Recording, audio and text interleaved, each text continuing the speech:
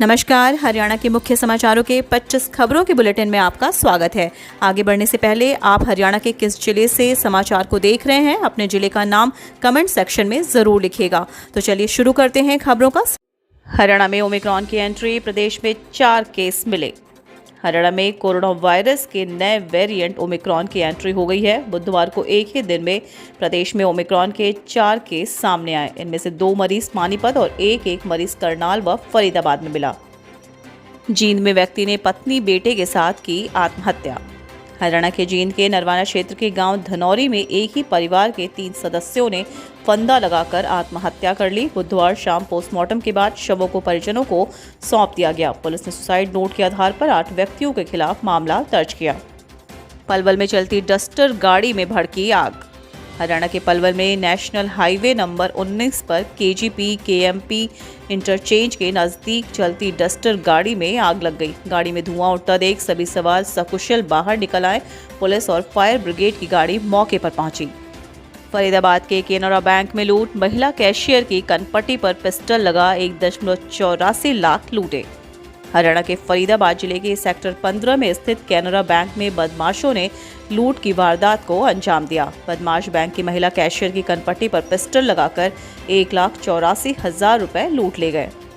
Army में भर्ती के नाम पर 6 करोड़ की ठगी, 280 युवाओं से फ्रॉड। करनाल पुलिस ने भारतीय सेना में भर्ती कराने के नाम पर लोगों को ठगने वाले एक गैंग का पर्दाफाश किया है। यह गिरोह अब तक 280 युवाओं से फ्रॉड कर चुका है। पुलिस ने गैंग के 2 मेंबर पकड़े हैं, जिनमें गैंग लीडर कश्मीर का मंजूर अहमद गनी शामिल है। वोकेशनल टीचर्स का धरना खत्म, मांगों पर बनी सहमति। वोकेशनल टीचर्स अपनी मांगों को लेकर बुधवार को सीएम मनोहर लाल से मुलाकात के बाद मांगे मानने पर खत्म हो गया, जिसके तहत मासिक मानदेय 23,241 से बढ़ाकर 30,500 मासिक कर दिया गया। इसके अतिरिक्त वोकेशनल टीचर्स को 5% वार्षिक इंक्रीमेंट भी दिया जाएगा। इन मांगों पर सहमति के बाद टीचर्स ने अपना धरना खत्म कर दिया है। सरकार अपनी जिम्मेदारी से भागी, पूर्व सीएम भूपेंद्र हुड्डा ने लगाया आरोप। हरियाणा के पूर्व मुख्यमंत्री भूपेंद्र सिंह हुड्डा ने बुधवार को प्रेस वार्ता में कहा कि मैंने विधानसभा अध्यक्ष से सेशन बढ़ाने की मांग की थी, लेकिन मेरी मांग पर विचार नहीं किया गया। हुड्डा ने कहा कि डेंटल सर्जन स्कैम में जितना पैसा एचपीएससी के कार्यालय में मिला, ऐसे में चेयरमैन पर अंगुली उठाना स्वाभाविक है, लेकिन सरकार से निष्पक्ष कार्रवाई नहीं होगी। करनाल के कारोबारी का 4 दिन बाद मिला शव। हरियाणा के करनाल के टिम्बर व्यापारी का शव घोगड़ीपुर नहर में मिला, जबकि उसकी स्कूटी गांव पुंडर में मिली है। परिवार वालों ने शक जताया है कि किसी ने किडनैप करके उसकी हत्या की है। पुलिस ने हर पहलू पर जांच शुरू कर दी है। व्यापारी के शव को पोस्टमार्टम के लिए भेज दिया। किसानों ने छोड़ा तो चूहों ने कराया टोल फ्री। हरियाणा के जींद में किसान आंदोलन खत्म होने के 10 दिन बाद बुधवार को भी जींद पटियाला नेशनल हाईवे पर स्थित खटकर बरसोला टोल प्लाजा शुरू नहीं हो पाया। असल में टोल प्रबंधन के लिए चूहे आफत बने हुए हैं।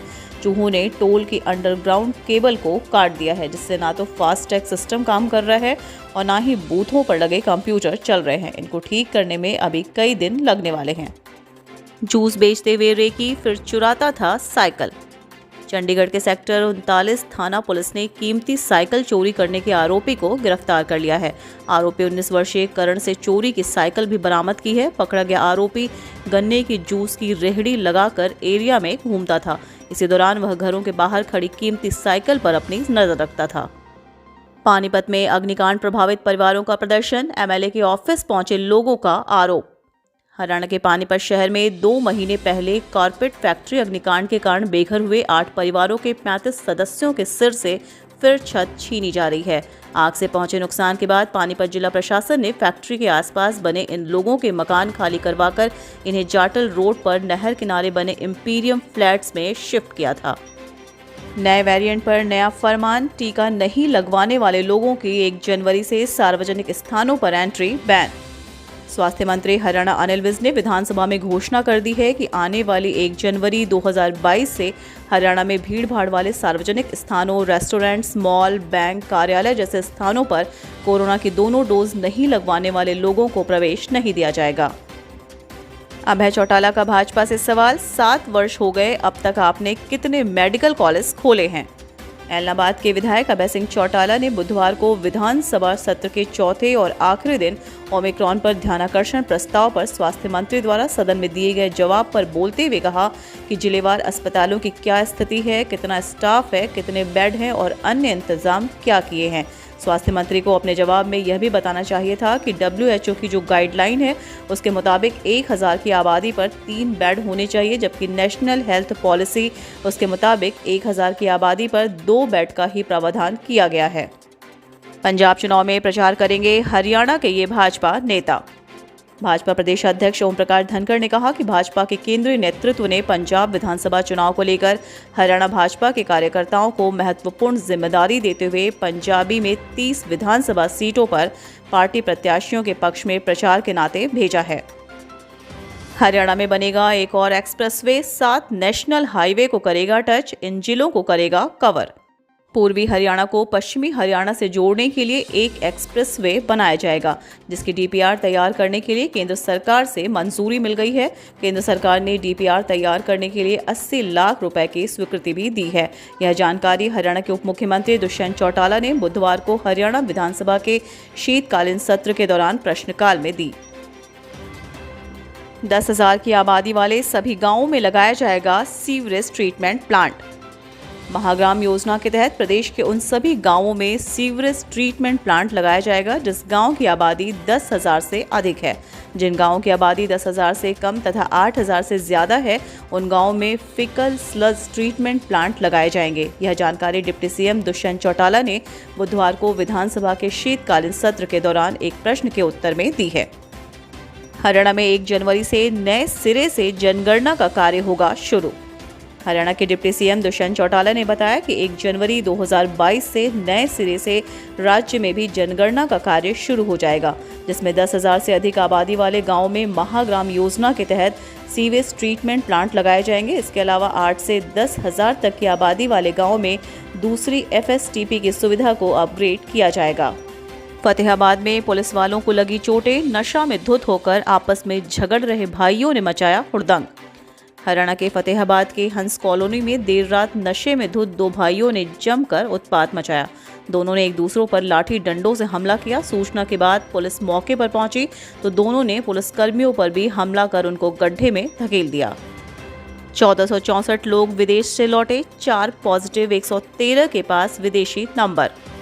करनाल में ओमिक्रॉन का मामला मिलने के बाद लोगों में दहशत बनने लगी है। स्वास्थ्य विभाग भी हरकत में आ चुका है।